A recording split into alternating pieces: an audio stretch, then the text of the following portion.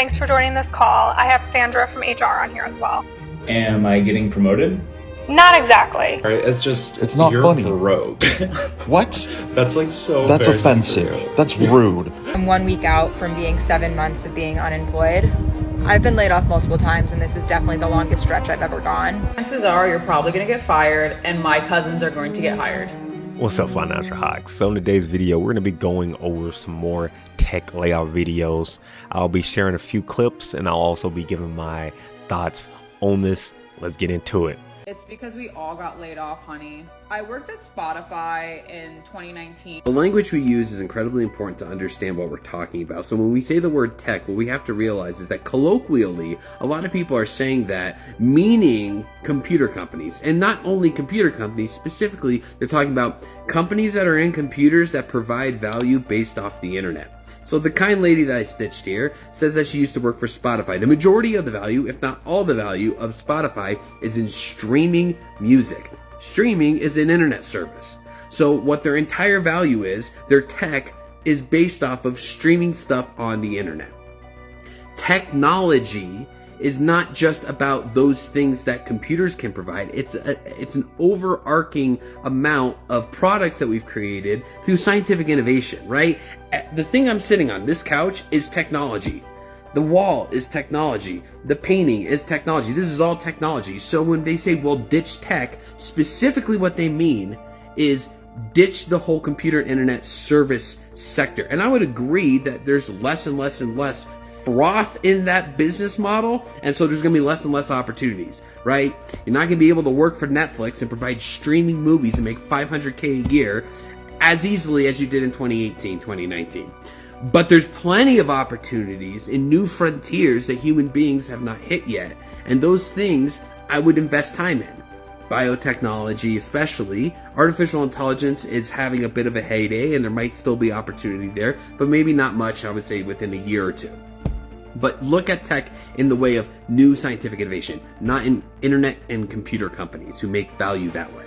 So yeah, this first video, he made a good point about the, I guess, complexities of, or I guess the naming complexities of maybe like tech in itself, in terms of like, yeah, when we think of tech, we're thinking of like the Netflix, the Facebook, the Amazons, but like there's tech everywhere, and there's different type of companies that may be tech related, but not necessarily dealing with computers in itself, or more of the maybe like higher end like IT skills in tech.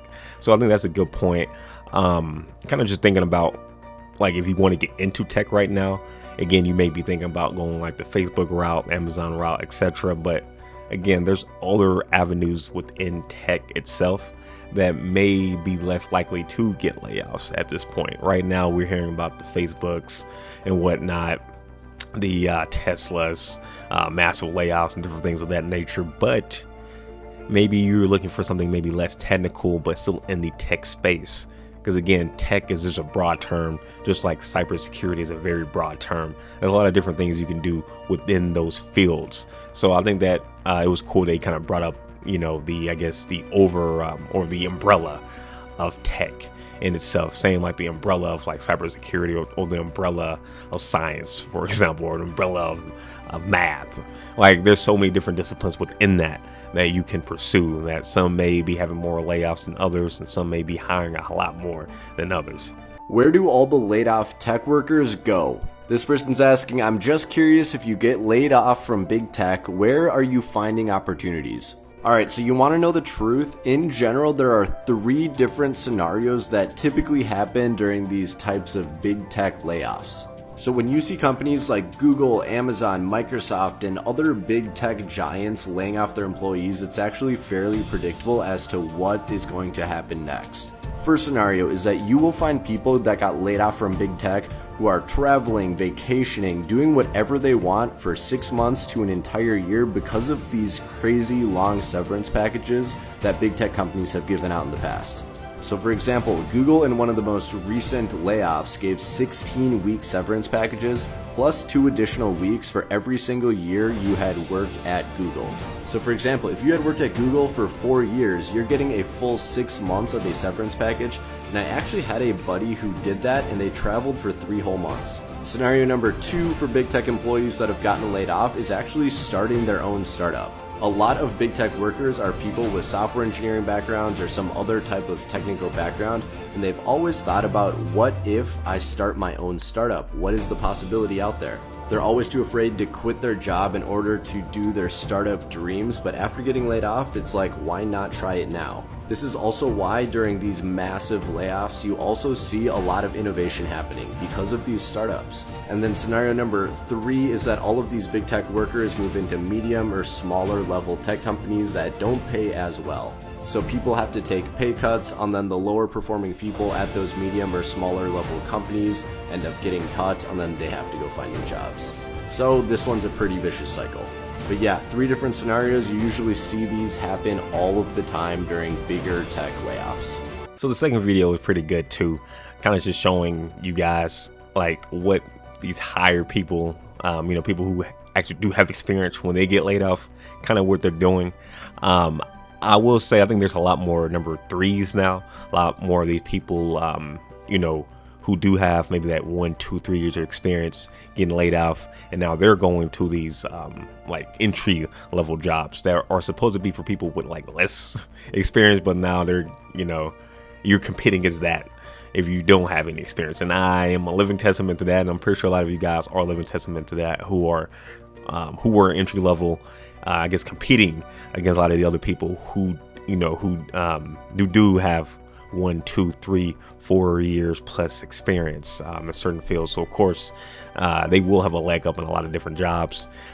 Thankfully, there are a lot of different companies still who are really looking for that entry more level person who they can like train up to fit within their standards and different things of that nature. So it definitely still out there. I have went on a good amount of interviews where they explicitly stated that. So yeah, going back to the first one he was talking about with the severance package, that's nice, getting the 4 month or 6 month severance package where you can travel for 3 months.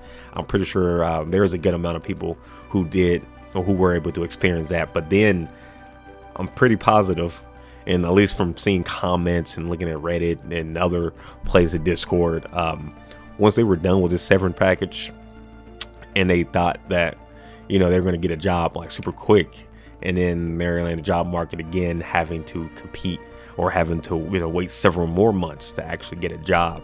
So I'm seeing a lot of that too, versus 2, 3, 4 years ago when you're seeing the TikToks and different things of that nature. Now the second one too, when we're talking about creating a business, I can see a smaller minority of people doing that route. I've created my own LLC, or I guess my own business. I'm pretty sure maybe about 3% of the people watching this channel probably have created a business as well. But yeah, that's definitely more on the minority side.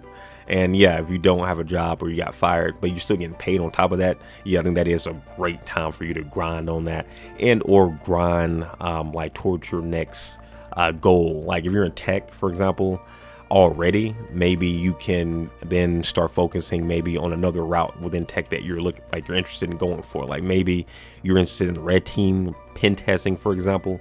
Well, hey, this is a great time if you're in the blue team side of things to really grind hard towards that red team.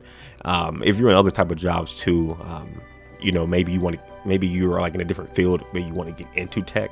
That's something that you can also maybe look into, like, okay, now I can work on my Security Plus, or work on taking Josh McAdore's cybersecurity course, so that I can have experience, get an internship, and get towards cybersecurity. So yeah, there's a lot of different things on that, but I think he touched on like 3 of probably the most prominent things that a lot of people who do have like a lot of experience, what they're kind of doing now. But I think it's a lot more 3, especially now, because again, the marketplace is crazy right now, and it doesn't look like it's going to be changing anytime soon. I am starting to job hunt again, and what's really interesting that I'm seeing in these postings is that for remote jobs, if you live in a certain zone, so zone A is San Francisco, LA, Seattle, New York, Boston, San Diego, or DC, your pay is going to be highest in the tier of all these zones. Zone B is all other US locations, and then Zone C would be locations in Canada. So it's really interesting to see how remote jobs now are paying people in different regions different amounts of money based on where they live due to the cost of living, which makes sense, but essentially you're doing the same exact job. So it's just kind of interesting. Now, this video touched on the, I guess, differences of pay in certain areas when you get some of these remote jobs. So if you're applying for like a job, like let's say like in Louisiana, and like you're in Louisiana, but the job is like placed in California, yeah, your likelihood of getting that California money is looking like it's going to probably be less and less likely, just for the fact that they are changing the pay rate to a lot of these places depending on where you're at. And to me, that makes sense because, I mean, the cost of living at certain places are different. So yeah, if you're living in California, hopefully you're going to get paid a little bit more because of the taxes and other things that you're going to have to pay versus Louisiana where it's less. But I do see her point, like, hey, you're doing the same work, doing the same pay, but on the company side, and again, as a business owner myself, if I'm, paying people like that, I can kind of see that side of things too. I definitely want to hear your guys' thoughts on that too, from like a business owner side, if you do have like a business, but also from like an employee side. Have you seen any drastic changes like in the pay? Like, for example, I seen somebody in our Discord group had recently got like a job, and it was in California, but I think it was for like $94,000, $95,000.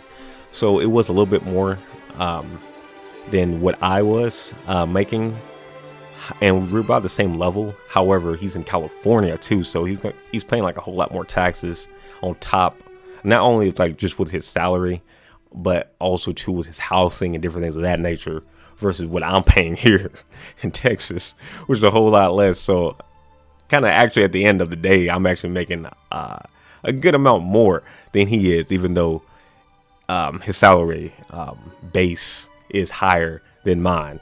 So yeah, that's something to kind of think about too, that hey, they may be making more than you, or you may be making less than, let's say, if you were like in that zone A or like a zone B area.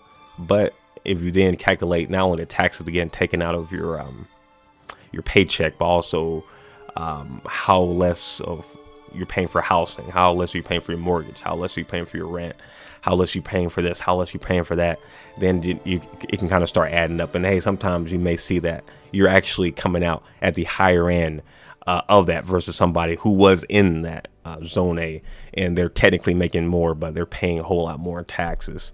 But anyway, guys, hope you like those TikTok videos. If you haven't already, be sure to hit that like button and subscribe, and I will see you guys in the next one. Peace.